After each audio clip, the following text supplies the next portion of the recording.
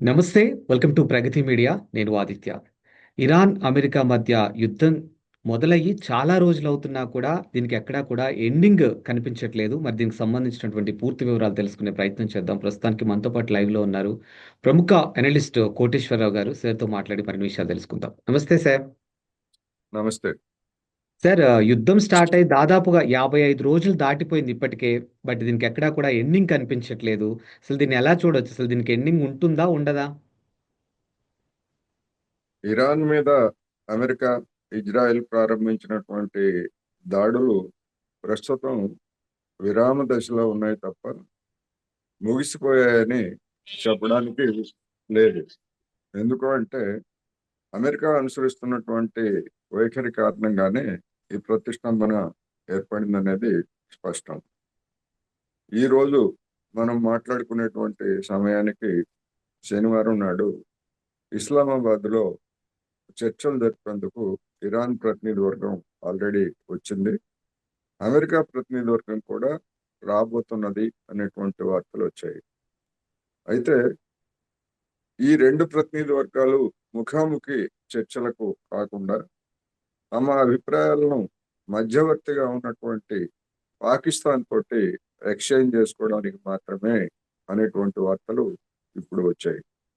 అందువలన ఆ ఎక్స్చేంజ్ చేసుకున్న తర్వాత మరి ముఖాముఖి జరుగుతాయా లేదా అనేటువంటిది ఆ, ఒక పెద్ద ప్రశ్న.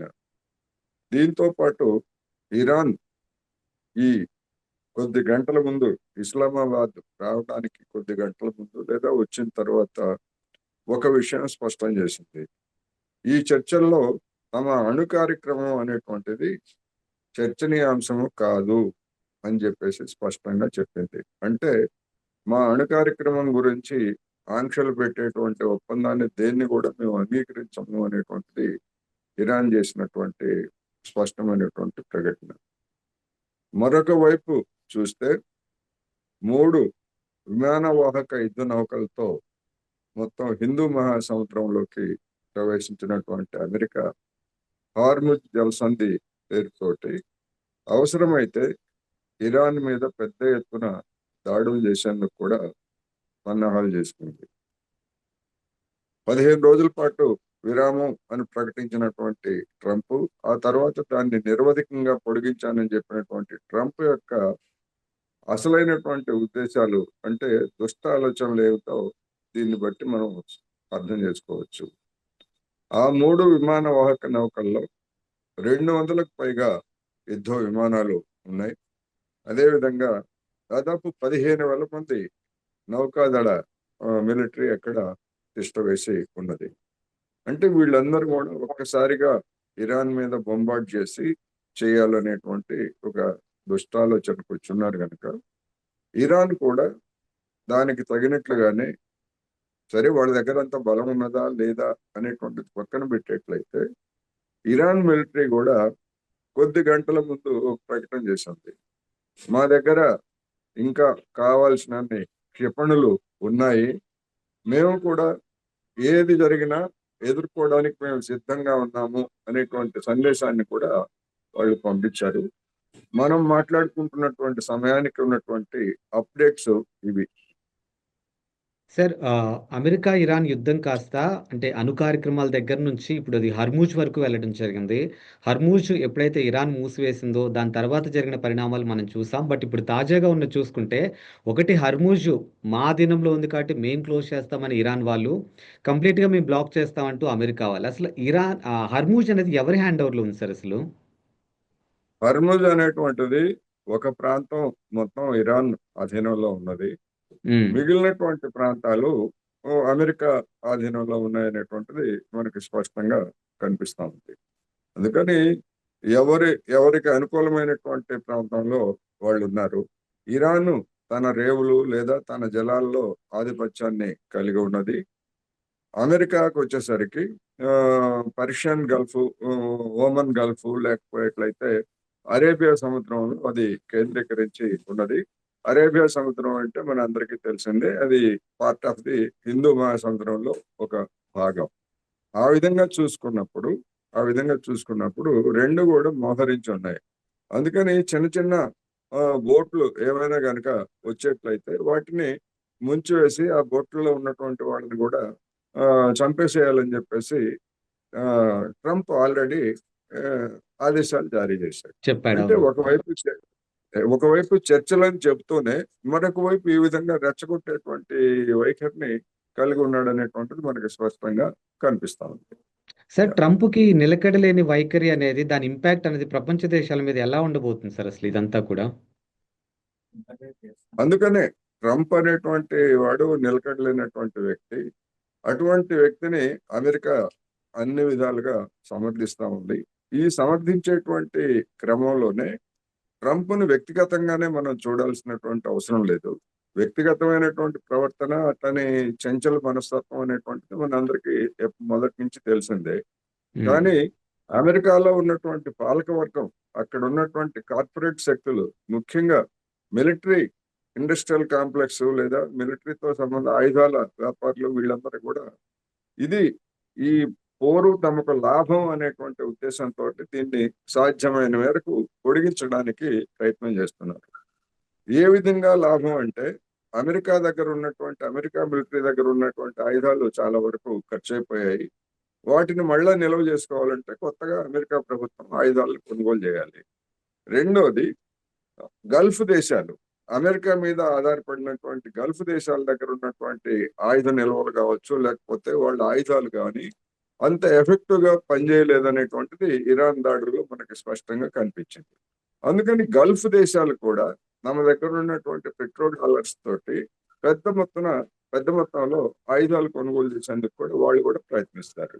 అదేవిధంగా మిగిలినటువంటి అనేక దేశాలు కూడా ఈ పరిణామాలు చూసినప్పుడు అమెరికా లేదా ఇజ్రాయెల్ ఎటువైపు నుంచి ఎటు దాడులు చేస్తుందో తెలియదు అనేటువంటి ఉద్దేశంతో, లేదా ఆ విధమైనటువంటి భయంతో కావచ్చు, పెద్ద ఎత్తున ఆయుధాలను కూడా కొనుగోలు చేసేటువంటి అవకాశం ఉంది. అందుకని అల్టిమేట్ గా ఎవరు లబ్ధి పొందుతున్నారంటే ఆయుధ వ్యాపారులు, ఆయుధ తయారీదారులు. ఎవరు నష్టపోతున్నారంటే అమెరికాలో ఉన్నటువంటి సామాన్య జనంతో సహా ప్రపంచవ్యాప్తంగా ఉన్నటువంటి సామాన్య జనం నష్టపోతున్నారు అనేది మనకి స్పష్టంగా కనిపిస్తుంది. అంటే ఇప్పుడు అమెరికాతో పాటు ఇంకా ఇతర దేశాలు కూడా యుద్ధం ఇంపాక్ట్‌తోని ఏమన్నా బలపడే అవకాశం ఉంటుందా సార్? అంటే అలాంటి పరిస్థితి ఏమన్నా వస్తుందా? ఖచ్చితంగా ఇప్పటికే హ్మ్. అమెరికాలో ఎప్పుడు లేని విధంగా పెట్రోలు, డీజిల్, అదే విధంగా గ్యాస్ ధరలు కూడా విపరీతంగా పెరిగాయి. ఆ అవును. భారం అంతా కూడా సామాన్యులు, వినియోగదారులు భరించాల్సిందే. మన హ్మ్. దేశంలో కూడా ఆ విధంగా మనం చూసాం. పవర్ పెట్రోల్ ని, అదే విధంగా ఇండస్ట్రియల్ పారిశ్రామిక అవసరాలకు ఉపయోగించేటువంటి డీజిల్ ధరలను కేంద్ర ప్రభుత్వం పెంచింది. దాదాపు రూ. 40, రూ. 45గా ఉన్నటువంటి గ్యాస్ సబ్సిడీని పూర్తిగా ఎత్తేసింది. రూ. 60 ధర పెంచింది.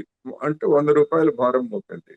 రాబోయేటువంటి రోజుల్లో అంటే మే 4వ తారీఖున 5 రాష్ట్రాల ఎన్నికల ఫలితాలు వెలువడిన తర్వాత ఈ భారం మొత్తాన్ని, పెరిగినటువంటి భారం మొత్తాన్ని కూడా జనం మీద మోపేందుకు చూస్తున్నారనేటువంటి వార్తలు వచ్చాయి. అయితే ఎంత భారం పెరుగుతుంది, ఏ మేరకు పెరుగుతుంది అనేటువంటి లెక్కలు కూడా, అంచనాలు ఇప్పటికే వచ్చాయి. ఏమిటి, ఒక ముడి చమురు ధర, ఒక బ్యారెల్ $10 పెరిగితే ఎంత నష్టం వస్తుంది, అదేవిధంగా $20 పెరిగితే ఎంత నష్టం వస్తుంది, ఆ పైన పెరిగితే భారత ఆర్థిక వ్యవస్థకు ఎంత నష్టం వస్తుంది, ఇట్లాంటి లెక్కలన్నీ కూడా వేశారు. ఈ లెక్కలన్నీ చూసినప్పుడు ఎంత ఉన్నాయంటే 2 లక్షల కోట్ల నుంచి 8 లక్షల కోట్ల వరకు భారత ఆర్థిక వ్యవస్థకు నష్టం. అంటే ఆ 8 లక్షల కోట్లని ప్రభుత్వం భరిస్తుందా, లేకపోతే మన వంటి సామాన్య వినియోగదారుల మీద మోపుతుందా అనేటువంటిది ప్రశ్న. మీడియాలో వచ్చినటువంటి వార్తల ప్రకారం అది జనం మీదనే మోపుతారు అనేటువంటిది విశ్లేషణలు అందరూ చెప్తున్నటువంటిది. కేంద్ర ప్రభుత్వం ఏం చెప్తా ఉంది, లేదు లేదు, ఆ, సామాన్యుల మీద భారం మోపం అని చెప్పేసి కేంద్ర ప్రభుత్వం చెప్పింది. అందుకని కేంద్ర ప్రభుత్వం, నరేంద్ర మోడీ గారు కావచ్చు, అమిత్ షా గారు కావచ్చు, వాళ్ళు చెప్పేటువంటి మాటల్ని మనం నమ్మాల్సినటువంటి అవసరం లేదు. ఇలాంటి అనేక మాటలు గతంలో చెప్పి వాటిని పూర్తిగా ఆ విస్మరించి జనం మీద భారాలు మోపినటువంటి సంగతి మనందరికీ తెలిసిందే. అందుకని మే 4 ఫలితాలు ఏ విధంగా వచ్చినప్పటికీ జనం మీద ఈ పెట్రోల్, డీజిల్, ఇతర ఉత్పత్తుల ధరలు ఏ విధంగా పెరుగుతాయి అనేటువంటిది మనం చూడాల్సి ఉంది. సార్ ఇప్పటికే యుద్ధం ఇంపాక్ట్ వల్ల గల్ఫ్ దేశాల్లో అమెరికా ప్రాధాన్యత తగ్గిందేమో అనిపిస్తుంది. సో ఏంటి, ఎలా ఉండబోతుంది అసలు వాళ్ళది అక్కడ ఇంపాక్ట్? గల్ఫ్ దేశాలు ఇప్పటి వరకు అమెరికా మీద పెట్టుకున్నటువంటి భ్రమలు, గల్ ఎవరిని ఏ ఏ దేశం మా మీద దాడి చేసినా గానీ మమ్మల్ని రక్షిస్తుంది అమెరికా అనేటువంటి భ్రమలు పెట్టుకున్నారు. ఒక గల్ఫ్ దేశాలే కాదు, ఇజ్రాయెల్ కూడా అదే విధమైనటువంటి భ్రమలు పెట్టుకున్నటువంటి అంశం మనకి తెలిసిందే. ఆ పెట్టుకున్నటువంటి భ్రమలన్నీ కూడా ఇరాన్ చేసినటువంటి ప్రతి దాడులు, అంటే ఆత్మరక్షణ దాడులను చూసిన తర్వాత వాళ్ళందరికీ కూడా అర్థమైపోయింది, మనం అమెరికాని నమ్ముకుంటే మన బతుకు ఇబ్బంది పడతాం. అందుకని ఏం చేయాలా ఏమిటి అనేటువంటిది గల్ఫ్ దేశాలన్నీ కూడా ఒక మథనం చేస్తున్నాయి. ఇజ్రాయెల్ మాత్రం పూర్తిగా అమెరికా మీదనే ఆధారపడింది. తాజాగా, అంటే మనం మాట్లాడుకోవడానికి కొద్ది ఆ, నిమిషాల ముందు మీడియాలో వచ్చినటువంటి ఒక కథనం ఏమిటంటే, అమెరికా ఐక్యరాజ్య సమితికి పంపించినటువంటి ఒక పత్రంలో మేము ఇజ్రాయెల్ కోసము, మా రక్షణ కోసం మేము ఈ దాడులు చేశామని చెప్పేసి అంగీకరించినట్టుగా ఉన్నది. అంటే ఏమిటి, ట్రంప్ ఇప్పటి వరకు ఏం చెప్తున్నాడు, ఇరాన్ మీద మొత్తం మేమే చేశాము, దాని అణ్వాయుధాలు లేకపోతే దాని క్షిపణులు నాశనం చేయడానికి, ఇట్లాంటి కబుర్లన్నీ చెప్పాడు. కానీ అసలైనటువంటి ఉద్దేశం ఇజ్రాయెల్ కోసమే మేము ఇది చేశాము అనేటువంటి మాటని మొట్టమొదటిసారిగా అమెరికా అధికారికంగా, ట్రంప్ ఇంకా అంగీకరించలేదు, అంగీకరించడు, కానీ అధికారికంగా ఐక్యరాజ్య సమితికి పంపించినటువంటి పత్రంలో అమెరికా ఆ విధమైనటువంటి పదజాలం వాడింది అనేటువంటి తాజాగా వచ్చినటువంటి వార్తలు. అందుకని రాబోయేటువంటి రోజుల్లో ఇంకా ఎన్ని నిజాలు బయటకు వస్తాయి. ఇప్పటికే ఒక సైన్యాధికారిని ట్రంప్ యంత్రాంగం తొలగించింది. అదేవిధంగా మరొక మంత్రి, నౌకా నౌకాదళ మంత్రిని తొలగించారు. అంటే తమ విధానాలకు వ్యతిరేకత తెలిపినటువంటి వాళ్ళకి, లేదా ఆమోదం తెలపకపోయినా కానీ ఆ విధంగా చేస్తున్నారనేటువంటిది మనకి స్పష్టంగా కనిపిస్తా ఉంది. అందుకని రాబోయే రోజుల్లో ఈ పరిణామాలు అమెరికా యంత్రాంగంలో కూడా, అధికార యంత్రాంగంలో కావచ్చు, అధికార పార్టీలో కావచ్చు, విభేదాలను పెంచేందుకు కూడా అవకాశాలు ఉన్నాయనేటువంటిది కొన్ని సూచనలు వస్తున్నాయి. మొత్తం మీద ట్రంప్ అమెరికా దగ్గర ఉన్నటువంటి అమ్ముల పదిలో ఉన్నటువంటి అస్త్రాలన్నీ కూడా ఒక్కొక్కటి పోతున్నాయి. ఇప్పుడు పోతున్నాయి. మొత్తం అన్ని అన్ని లక్ష్యాలని పక్కన పెట్టేసి కేవలం హార్ముజ్ మీదనే ఇప్పుడు అమెరికా కేంద్రీకరించింది. అంటే మీరు అన్నట్టు ఏం చేస్తారు అనేటువంటి సమస్య. ఎస్, మీరు అన్నట్టు ఇప్పుడు అమెరికా మీద డిపెండ్ అవ్వకూడదు అనే ఆలోచన గల్ఫ్ దేశాలతో పాటు యూరోప్ దేశాలకు కూడా వచ్చిందేమో. సొంతంగా వాళ్ళే మిలిటరీ వ్యవస్థను ఏర్పాటు చేసుకునే అవకాశాలు కూడా ఉన్నాయి అన్నట్టుగా పలు అంశాలు వినిపిస్తున్నాయి. సో దీన్ని ఎలా చూడొచ్చు? ఖచ్చితంగా వచ్చాయి. ఖచ్చితంగా ఉమ్, రాబట్టే, ఆ విధమైనటువంటి రాబట్టే ఈ యుద్ధంతో మాకేం సంబంధం లేదు, మేము మీరు చెప్పినట్టుగా ఇరాన్ మీద దాడి చేయడానికో లేకపోతే గల్ఫ్ లో మిలిటరీని పంపించడానికో మేము రావాల్సినటువంటి అవసరం లేదు, మేము రాము అని చెప్పేసి చెప్పాడు. ఉమ్, మొట్టమొదటిసారిగా రెండో ప్రపంచ యుద్ధం తర్వాత అమెరికా ఇప్పటి వరకు ఇరాక్ మీద దాడి చేసినా గానీ, లేకపోతే లిబియా మీద దాడి చేసినా, సిరియా మీద దాడి చేసినా, ఏం చేసినా గానీ అమెరికా ఇతర ఐరోపా దేశాలన్నీ కలిసికట్టుగా ఆ దుర్మార్గానికి పాల్పడ్డాయి. మొట్టమొదటిసారిగా రెండో ప్రపంచ యుద్ధం తర్వాత, నాటో ఏర్పడిన తర్వాత అమెరికా చేస్తున్నటువంటి దుర్మార్గాలతో మాకేం సంబంధం లేదు, మేము భాగస్వాములం కాము అని చెప్పడం ఇది మొట్టమొదటిసారి. అందుకని ఈ పరిణామం అనేటువంటిది ప్రపంచ రాజకీయాల్లో, లేదా అమెరికా ఐరోపా మధ్య సంబంధాల్లో ఒక నూతన పరిణామం. ఈ పరిణామం ఎంతవరకు వెళ్తుంది, ఒక ఐరోపానే కాదు, ఈవెన్ ఆస్ట్రేలియా కూడా ఆ, ఆస్ట్రేలియా, జపాన్ కూడా తిరస్కరించింది కదా. అందుకని ఇది ఒక ప్రపంచానికి ఒక కొత్త పరిణామం, కొన్ని గుణపాఠాలు నేర్పుతుంది. ఇది భారత్ ఇంత జరిగినప్పటికీ మన భారత ప్రధాని నరేంద్ర మోడీ గారు ట్రంప్ చేస్తున్నటువంటి దుర్మార్గాల్ని ఖండించినటువంటి పాపాన పోలేదు. అందుకని రాబోయేటువంటి రోజుల్లో భారత్ అమెరికా సంబంధాలు ఎట్లా ఉంటాయి, లేదా భారతదేశంతో ఇతర దేశాలు సంబంధాలు ఎట్లా ఉంటాయి, ఇరాన్తో సంబంధాలు ఎట్లా ఉంటాయి, ఏమిటనేటువంటి వాటన్నిటిని కూడా మనం చూడాల్సి ఉంటుంది. సార్ అంటే కేవలం ఇజ్రాయెల్ తన ప్రయోజనాల కోసమే ఈరోజు అమెరికాను రెచ్చగొట్టి యుద్ధం వరకు తీసుకెళ్లడం జరిగింది అనే అంశాలు కూడా మనం ఎన్నో సందర్భాల్లో మాట్లాడుకున్నాం, మనం చూస్తూనే ఉన్నాం. సో దీన్ని మనం ఎంతవరకు మనం అంగీకరించవచ్చు సార్? అంటే అది పూర్తిగా సత్యం కాదు, అది పాక్షిక ఉమ్, సత్యమే. ఇరాన్, ఇజ్రాయెల్ తన ప్రయోజనాలు కాదు. ఎందుకంటే పశ్చిమాసియాలో ఈ అమెరికా యొక్క ఒక గూండాగా ఇజ్రాయెల్ ని తయారు చేశారు. అందుకని దానికి ఉండేటువంటి కొన్ని సొంత ప్రయోజనాలు కొన్ని ఉంటాయి. అన్నింటికి మించి అమెరికా లేదా పశ్చిమ దేశాలకు ఉండేటువంటి ప్రయోజనాలు ప్రధానమైనవి. అందుకని ఆ రీత్యా చూసినప్పుడు ఇజ్రాయెల్ ఏదో సొంతంగా చేస్తా ఉంది లేదా రెచ్చగొడితే రెచ్చిపోతుంది అని చెప్పడానికి అది కట్టు కదా, లేదా బ్లేమ్ ఆ పేరుతోటి ఒక వే అవుట్, అంటే ఒక వేరే దారి చూసుకోవడానికి అమెరికా దేశం వచ్చినటువంటి కట్టు కథ తప్ప మరొకటి కాదు. అందుకని మనం పరిగణలోకి తీసుకోవాల్సినటువంటి అవసరం అయితే లేదు.